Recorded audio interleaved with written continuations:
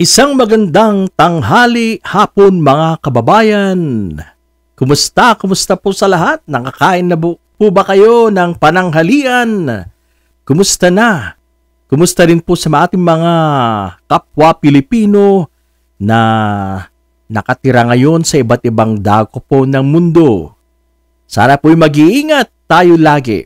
Now, pag-usapan natin ang laging palusot na mga DDS na leaders gaya ni Imee Marcos, Chis Escudero, gaya nila Harry Roque. Ito po yung mga leaders ng DDS mga kababayan. Ito po yung mga tagapagtanggol na mga Duterte. Yan. Alam nyo mga kababayan, iisa lang po ang linyada or script ng mga taong ito. Bago po tayo magpatuloy, shoutout po sa inyo lahat, sa ating pong kukunting viewers. Marami pong salamat sa mga sumusuporta at nanunood kahit po napakalit ng ating YouTube channel. Sana po, sabihan nyo po yung inyong mga kapamilya at mga kamag-anak, kaibigan na mag-subscribe sa Manong Rayban channel. Yan. So ano nga ba ang paboritong linya na mga DDS leaders kagaya nila Imee Marcos, Chis Escudero at Harry Roque? Sinabi ko pong leaders dahil sila po yung mga kumbaga nasa taas at marami po silang mga alagad sa ibaba.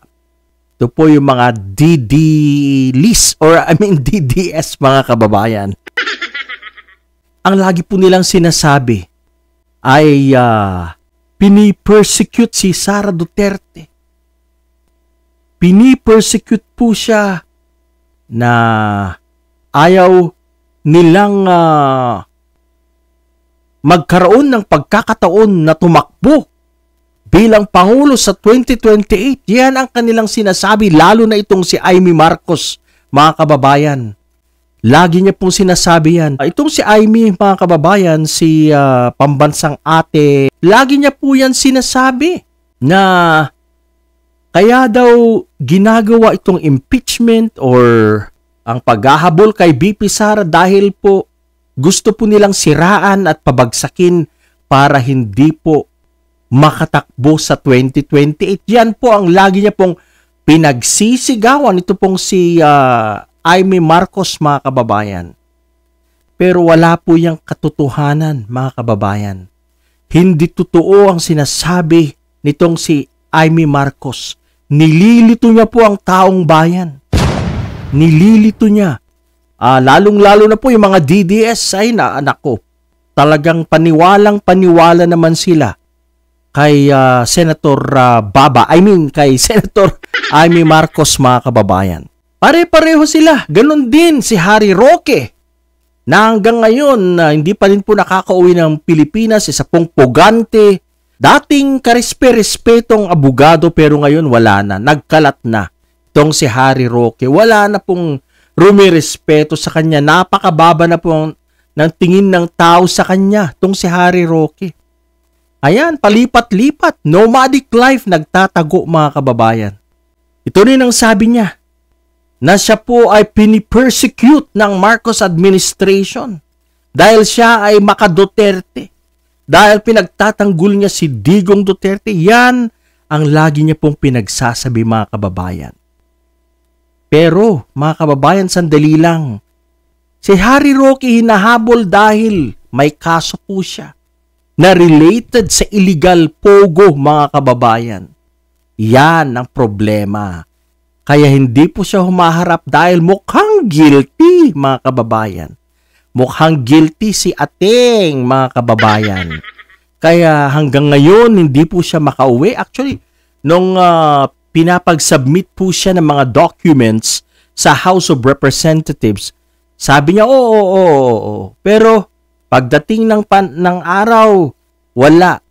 Umiska po, mga kababayan, tumakbo dahil wala po siyang maipakita. Otherwise, kung magpapakita po siya ng mga dokumento, abay, doon na po siya talaga mahuhuli na siya po ay may kaugnayan sa Lucky South 99 o sa illegal na pogo na yan, mga kababayan. Itong si Harry Roque. Si BP Sara, balikan natin yung pagtatanggol sa kanya ni Senator Mangga. Sinisiraan daw siya para hindi makatakbo sa 2028. Pero mga kababayan, sandali lang. Just a minute, mga kababayan.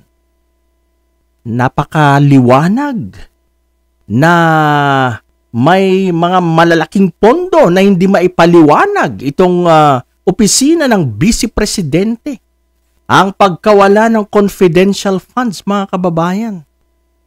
Kung saan niya po napunta itong mga pondo na ito, pera ng taong bayan. Pinaghirapan ng taong bayan, pagbabayad ng kanilang mga buwis. Pero mukhang ibinulsa, mga kababayan.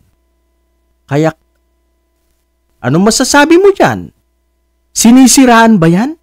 Meron namang mga ebidensya laban kay Sara Duterte. Kung talagang wala siyang kasalanan, dapat humarap siya. Linisin ang kanyang pangalan. Dapat she should clear herself publicly para patunayan niya na wala nga siyang kasalanan dito. Pero, anong nangyari? Wala. Ayaw niyang umattend po sa mga hearing noon. Umiiwas. Hindi makasagot. Siya pa ang galit. Kaya maliwanag, mga kababayan, na may itinatago tong si Sara Duterte at napakaraming mga tao. Ito ang napakasakit, mga kababayan. Napakaraming mga senadores ang mga pumuprotekta kay Inday Sara Duterte, ang ating Vice Presidente. Napakasakit na sa panahon ngayon, pinuprotektahan po nila ang masama, ang masamang gawain. Yan ang realidad ngayon, lalo na po sa ating gobyerno. Marami sa mga senador ang pumuprotekta kay Sara Duterte. Kaya nga pilit nga po nilang inarchive, pilit nilang pinapatay ang impeachment na yan, articles of impeachment. Dahil tagilid si Sara Duterte pag ito po ay humarap. Tagilid si Sara Duterte pag natuloy ang impeachment trial na yan sa Senate, mga kababayan. Kaya pilit po nilang ginagawan ng paraan na patayin ang trial na ito o paglilitis sa Senado. Marami pong malalakas na ebidensya, mga solidong ebidensya laban kay Sara Duterte. Anong sinasabi nila? Sila daw po ay pinipersecute ng Marcos administration. Pinipilayan si Sara Duterte daw para daw hindi makatakbo sa 20. Nako, mga kababayan, simple lang. Harapin mo. Yun lang. Patunayan mo na malinis ka, na wala kang kasalanan. Pero mukhang guilty ka sapagkat marami yung mga aso, yung mga sunod-sunuran sa'yo, talagang pinagtatanggol ka, kagaya na ni Chis Escudero. Number 1 dyan, si Ispy Quezon Escudero, mga kababayan, na nagtatanggol kay Sara Duterte. Itong si Chis Escudero, isa din po ito sa mga nagsasabing pinipersecute daw po siya. Sinisiraan daw po siya tungkol sa flood control projects na yan. Sa maanumalyang flood control projects ng Sorsogon, mga kababayan. Alam na this, mga kababayan, kaya pala todo ang tanggol nito kay Sara Duterte. Malaki po ang kanyang pakinabang, mga kababayan, kaya ganun na lang ang kanyang pagsuporta, pagdepensa, at pag-cover up sa mga kasalanang nagawa ni Sara Duterte sa bayan. Ngayon, Chis Escudero, magpaliwanag ka.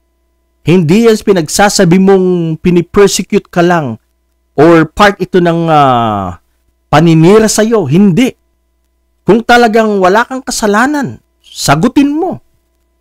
Lately mga kababayan, napanood nyo po siguro yung hearing sa House of Representatives na kung saan nagtatanong itong si Congressman Chel Jokno at nakasalang itong si kontraktor na si Lobiano na alam po nating napakalapit kay Chis Escudero.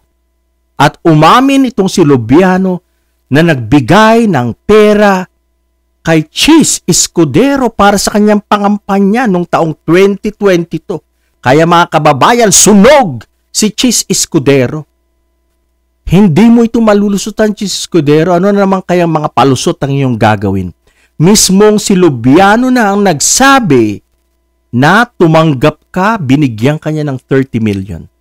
Ito ay hindi tama. Ito ay illegal.